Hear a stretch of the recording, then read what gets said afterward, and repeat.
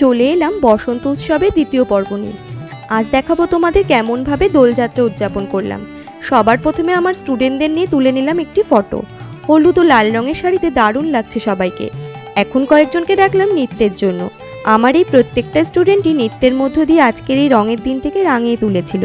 Group wise সকলেই নৃত্য পরিবেশন করেছিল, কিন্তু মাত্র 1 মিনিটের ভিডিওতে কয়েকটি ক্লিপ দেখাতে পারলাম তোমাদের। আনন্দ হয়েছিল প্রচুর। তার সাথে আমি আর বনি নাচের তালে তাল মেলালাম একটু। আর সবশেষে ছিল বড়দের গ্রুপের পরিবেশনা। নাচ তো হলো, তবে আজ রং না খেললেই নয়, তাই সবাই মিলে একটু আবির খেললাম। স্টুডেন্ট ও তার ফ্যামিলির সাথে আবির খেলে ভালোই লাগলো আমার।